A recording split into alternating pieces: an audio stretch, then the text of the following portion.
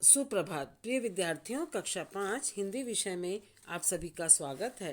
बेटा, आज हम हमारी पाठ्य पुस्तक मेधा का पाठ 5 भामाशाह का त्याग इस कहानी को रिवाइज करेंगे और इसकी वर्कशीट भी हमें करनी है। यह एक ऐतिहासिक कहानी है। इसमें हमने पढ़ा था कि चित्तौड़ के शासक महाराणा प्रताप अरावली पर्वत के वनों में अपने परिवार और कुछ सैनिकों के साथ वन में दर दर भटक रहे थे और उन्हें भोजन तक नसीब नहीं हो रहा था। घास पत्ते खाकर वो अपना जीवन वहाँ पर निकाल रहे थे और गुफाओं में घास पत्ते खाते और पत्थर की चट्टानों पर सोते थे। लेकिन महाराणा को इन कष्टों की तनिक भी चिंता नहीं थी। उन्हें तो बस एक ही धुन थी कि अपनी जन्मभूमि का, अपनी मातृभूमि की रक्षा कैसे की जाए। तो महाराणा प्रताप और उनके जो सैनिक थे कुछ दिन तो भूखे रह सकते थे, है ना, लेकिन भूखे रहकर युद्ध कैसे किया जाए, इस बात की उन्हें बहुत चिंता थी। तो घोड़ों को तो भोजन देने की ज़रूरत थी ना, देना पड़ता था, कैसे देते थे। और उनके पास उस समय फूटी कोड़ी भी नहीं थी और अकबर ने जो है चित्तौड़ पर अपना अधिकार जमा लिया था। और युद्ध कैसे हो, महाराणा को बड़ी निराशा हो रही थी इस बात को लेकर के। और लेकिन जब वो जा रहे थे उन्होंने अपना निश्चय किया कि मैं अपनी इस प्राणों से भी प्यारी जन्मभूमि को छोड़ करके बाहर कहीं चला जाऊंगा और फिर धन इकट्ठा करूंगा अपनी सेना के लिए, युद्ध के लिए। तो मार्ग से जा रहे थे, उसी समय महाराणा के जो सलाहकार थे, क्या नाम था उनका, भामाशाह। भामाशाह तो वो उनके सामने आए और उनके घनिष्ठ मित्र भी थे। वे घोड़े से उतरे और महाराणा को जैसे के पैरों में गिरकर फूट फूट कर रोने लगे और आप बोले, आप हम लोगों को अनाथ करके कहाँ जा रहे हैं। तो महाराणा प्रताप ने भामाशाह को उठा करके अपने गले से लगा लिया और अत्यंत दुख से कहा, आज भाग्य हमारे साथ नहीं है और हमें यहाँ रहने से कोई फ़ायदा नहीं है और कहीं कुछ धन मिल जाए तो उससे मैं सेना इकट्ठी करूँगा और फिर चित्तौड़ का वापस से उद्धार करूँगा। तो भामाशाह ने हाथ जोड़कर कहा, महाराज आप मेरी प्रार्थना स्वीकार कर लीजिए।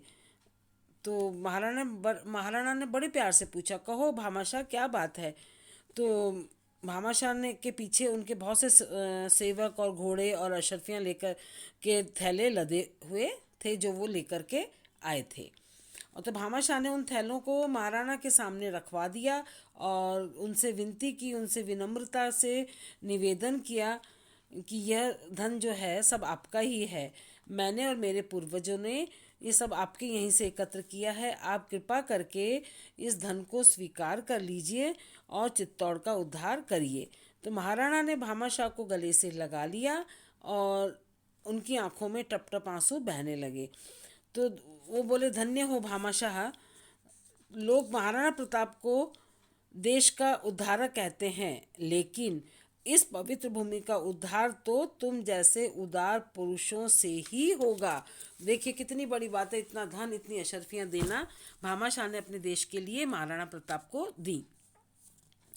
महाराणा प्रताप को इतना धन दिया था जिससे 2500 सैनिकों का खर्चा लगभग 12 वर्षों तक उठाया जा सकता था। और उस धन से महाराणा प्रताप ने सेना एकत्र की और मुगल सेना के ऊपर आक्रमण किया। तो मुगलों के अधिकार की बहुत सी भूमि पर महाराणा ने विजय प्राप्त की और उदयपुर में अपनी राजधानी बना ली। और जैसे ही महाराणा प्रताप की वीरता इतिहास में प्रसिद्ध है, वैसे ही भामाशाह का त्याग भी बहुत फेमस है, प्रसिद्ध है, मशहूर है। ऐसे त्यागी पुरुष की ही देश का गौरव बढ़ाते हैं। और आज भी लोग भामाशाह को की समाधि पर दर्शन करने उदयपुर जाते हैं। उदयपुर में राजाओं की समाधि के बीच में ही भामाशाह की समाधि बनी हुई है ना। तो ये पाठ को अपन ने रिवाइज कर लिया बेटा। अब बारी है इसकी वर्कशीट की। तो वर्कशीट में पहला प्रश्न है, नसीब शब्द का समानार्थी शब्द क्या है। तो उस पर हमें सही का निशान लगाना है। तीनों में से जो सही है, भाग्य, भाग और भाग जाना। जो शब्द सही उस पर हम टिक करेंगे। अब इसके बाद अगला है, इनमें से शुद्ध शब्द है हथियार, हथियार, हथियार। तीनों में से जो सही है उस पर आपको टिक करना है। अब उसके बाद है बेटा, निम्न शब्दों के विलोम शब्द लिखिए। विलोम माने उल्टे अर्थ वाले शब्द। उदार, निराशा, बाहर और स्वीकार, है ना, इन सब के आपको विलोम शब्द लिखने हैं। अगला प्रश्न है हमारा, इन वर्णों वाले दो दो शब्द लिखिए। तो फ के नीचे क्या लगा हुआ है? बिंदी। बिंदी को हम क्या कहते हैं बेटा? नुक्ता। अक्षर के नीचे लगी हुई बिंदी को हम नुक्ता कहते हैं, जो विदेशी भाषा से आई हुई आवाज़ है। हमारे यहाँ की हिंदी भाषा की के शब्द नहीं है, अक्षर नहीं है ये, ठीक है। फ और फ में हमारे होठ जुड़ते हैं, फ में नहीं जुड़ते हैं। और ज और ज, है ना। तो ऐसे एक दो दो शब्द आपको लिखने हैं। उसके बाद है बेटा, वर्ण विच्छेद करके लिखिए। तो मार्ग और एकत्र, इन शब्दों का आपको वर्ण विच्छेद करना है। अगला प्रश्न है, भामाशाह कौन थे? इसका उत्तर आपको लिखना है। और लास्ट क्वेश्चन है, भामाशाह की समाधि कहाँ बनी है? इसका जवाब भी आपको लिखना है। और आज की कक्षा यहीं समाप्त। और आपका गृह कार्य यही है, इस वर्कशीट को कंप्लीट करके आप हमारे पर्सनल नंबर पर भेजेंगे। धन्यवाद।